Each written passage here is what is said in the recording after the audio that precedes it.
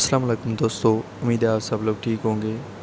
दोस्तों, मेरी वीडियो देखने से पहले मेरा चैनल सब्सक्राइब कर लें ताकि मेरी हर नई आने वाली वीडियो आपको आसानी से मिल सके। इस्चेमिक हार्ट डिजीज़, जिसे हम शॉर्ट टर्मिनोलॉजी में IHD भी कहते हैं, when myocardial changes occur due to temporary lag in blood supply to part of body and leads to obstruction in circulation, obesity, anemia and embolism। दोस्तों, ischaemic heart disease हमारी coronary artery की disease है जिसमें हमारी coronary artery block हो जाती है। इसकी मुख्तलिफ वजूहत हो सकती हैं। कोलेस्ट्रॉल जमा हो सकता है, उसमें फैट्स हो सकती है, एयर हो सकती है या ब्लड क्लॉट हो सकता है। इसकी काजेस ओबेसिटी भी हैं, मोटापे की वजह से भी हो सकती है, एनीमिया लेके जब ब्लड होगी तो उसकी वजह से हो सकती है, या एम्बोलिज्म की वजह से, या कोई कोलेस्ट्रॉल फैट वगैरह जमा हो गए हैं तो इसकी वजह से भी हो सकती है। Insufficient blood flow to the heart muscle from narrowing of coronary artery may cause chest pain। जब हमारी क्रोनिक आर्टरी नैरो हो जाती है तो इसकी वजह से जो ब्लड फ्लो होता है हार्ट की तरफ वो इंतहाई लो हो जाता है, जिसकी वजह से हमें चेस्ट पेन होता है। दोस्तों, जब भी आपको या आपके दोस्तों को या किसी रिश्तेदार को चेस्ट पेन हो तो फ़ौरन डॉक्टर के साथ कंसल्ट करें ताकि आपकी डिज़ीज़ को इनिशियल स्टेज में कंट्रोल किया जा सके, क्योंकि जब डिज़ीज़ को इनिशियल स्टेज में कंट्रोल कर लिया जाए तो डिज़ीज़ के ख़ात्मे के ज़्यादा चांसेस होते हैं। लेकिन जब डिज़ीज़ हद से बढ़ जाए, मीन के 70% से जब अबव चली जाए तो फिर बहुत ही मुश्किल हो जाता है डिज़ीज़ को कंट्रोल करना। Embolism, embolism mean presence of obstruction of blood vessel due to blood clotting matter as air, fat, cholesterol। Embolism का मतलब है कि जो हमारी ब्लड वेसल हैं उनमें फैट्स जमा हो गई है, कोलेस्ट्रॉल हो गया है या कोई एयर जमा है।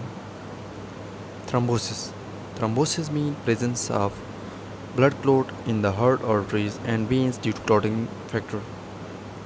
थ्रोम्बोसिस का मतलब है कि किसी भी क्लॉटिंग फैक्टर की वजह से, जैसे कि ब्लड क्लॉटिंग फैक्टर विटामिन के है, जिसकी वजह से हमारे जो वेसल्स हैं वो ब्लड की वजह से वो क्लॉट हो जाता है, उनमें ब्लड हो जाता है, तो उसे हम थ्रोम्बोसिस कहते हैं।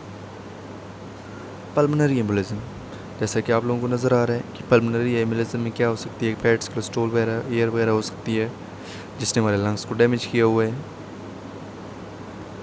ये दोस्तों थ्रोम्बोसिस है जिसमें ब्लड क्लॉट हुआ है। ये भी थ्रोम्बोसिस है जिसमें ब्लड क्लॉट हुआ है। टाइप्स ऑफ IHD, दोस्तों IHD की जो टाइप्स हैं वो हार्ट की जो 3 लेयर हैं उनकी बेसिस पे इनको नाम दिया गया है। Pericardium, myocardium, endocardium. Inflammation of the outer layer of the heart, that is pericardium, and that inflammation is called pericarditis. Myocarditis, जो हमारे मसल्स हैं उनमें इन्फ्लेमेशन हो जाएगी। Inflammation of the muscle layer of the heart is called myocarditis। Inflammation of the inner layer of the heart is called endocarditis। जब हमारी अंदरूनी जो लेयर है हार्ट की उसमें इन्फ्लेमेशन होगी तो उसे हम एंडोकार्डिटिस कहेंगे। Pericarditis, the term mean inflammation of the pericardium outer layer of the heart due to infection is called. किसी भी इन्फेक्शन की वजह से जो हमारी पेरिकार्डियम लेयर है उनमें इन्फ्लेमेशन होती है तो उस टर्म को हम पेरिकार्डिटिस कहते हैं। There are 2 types of pericarditis, acute pericarditis, chronic pericarditis। Healthy pericardium pericarditis, जैसे कि आप लोगों को नज़र आ रहा है कि हेल्थी पेरिकार्डियम और पेरिकार्डिटिस में बहुत फ़र्क है। एक में इन्फ्लेमेशन है, दूसरी में नहीं है। जिसमें इन्फ्लेमेशन है तो उसको हम कहेंगे पेरिकार्डिटिस, मीन कि हार्ट की जो आउटर लेयर है उसमें इन्फ्लेमेशन है, इसलिए हम इसे पेरिकार्डिटिस कह रहे हैं। नॉर्मल पेरिकार्डियम भी नज़र आ रही है आप लोगों को और पेरिकार्डिटिस वाली भी नज़र आ रही है। Myocarditis mean inflammation of the middle layer of the muscles of the heart due to blocking of coronary artery. जब हमारी क्रोनिक आर्टरी ब्लॉक हो जाती है किसी वजह से तो उसकी वजह से जो ब्लड सप्लाई हो जाती है वो स्टॉप हो जाती है। ज़ाहिर बात, जब स्टॉप हो जाती है तो मसल्स को ब्लड नहीं मिलता, इसकी वजह से इन्फ्लेमेशन हो जाती है, तो उस टाइम को हम मायोकार्डिटिस कहेंगे। Types: acute myocarditis, chronic myocarditis। Myocarditis, inflammation of the heart muscles जो हार्ट की मसल्स हैं उसमें इन्फ्लेमेशन है, इसे हम मायोकार्डिटिस कहेंगे। अगर आउटर लेयर में होगी तो पेरिकार्डिया, अगर मसल्स में होगी तो मायोकार्डिटिस कहेंगे उसको। Endocarditis, endocarditis is the inflammation of the inner layer of the heart is called endocarditis. जब हमारी अंदरूनी लेयर जो हार्ट की उसमें इन्फ्लेमेशन हो जाती है तो उसको हम एंडोकार्डिटिस कहते हैं। Endocarditis. Treatment of IHD, there are various drugs used to treat chronic artery disease or IHD cholesterol modifying medications।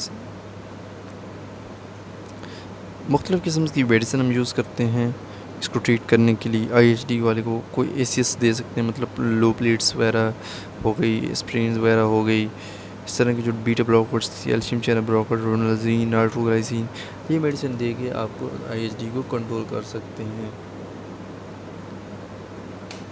Thanks for watching my video. दोस्तों बहुत बहुत शुक्रिया आप लोगों का।